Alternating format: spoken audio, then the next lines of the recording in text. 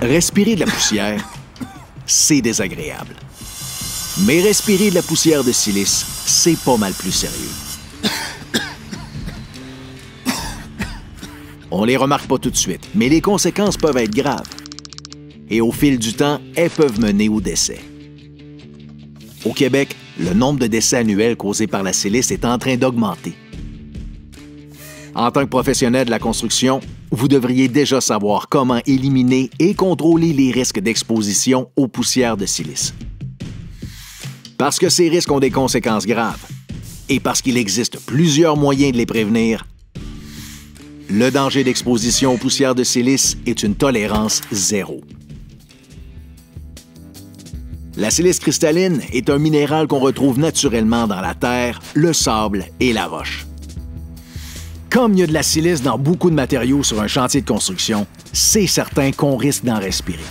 Elle se retrouve dans divers matériaux comme le béton, la brique, le fibrociment, la céramique, les comptoirs de quartz, le granulat et le pavé uni.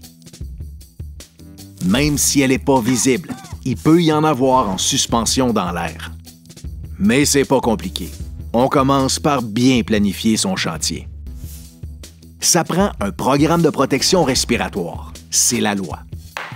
Le programme comprend entre autres des politiques, comme celle concernant le port de la barbe, de l'information sur le choix, l'utilisation et l'entretien des appareils respiratoires et le registre des tests d'étanchéité, les FIT tests. Si on travaille en présence de silice, on doit avoir suivi une formation appropriée. Idéalement, on utilise une méthode de travail qui ne génère pas de poussière. Mais sinon, on doit réduire au maximum les émissions.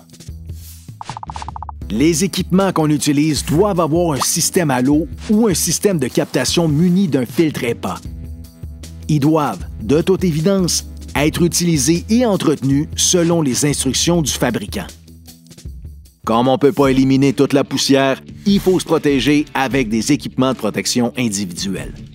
On porte toujours un appareil de protection respiratoire approprié selon la tâche à effectuer. Cet appareil doit être bien ajusté, entretenu et entreposé.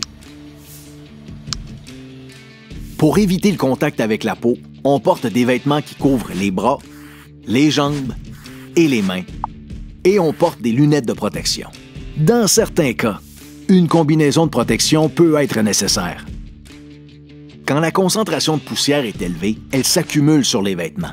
C'est pourquoi, avant de quitter la zone de travail et de retirer son APR, il faut soit enlever ses vêtements et les mettre dans un sac fermé, soit les nettoyer avec un chiffon humide ou un aspirateur muni d'un filtre HEPA.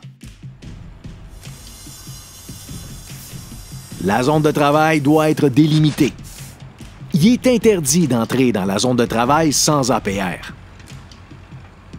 Les poussières de silice en suspension dans l'air finissent par se déposer au sol et s'accumuler. Elles peuvent être mises en suspension lorsqu'on les balaie ou quand on marche dessus.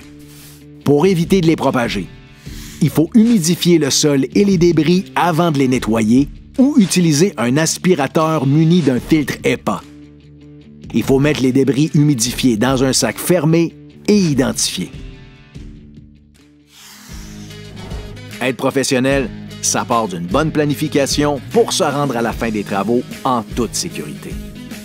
Et n'oubliez pas, les conseillers de la PCHQ sont là pour vous aider.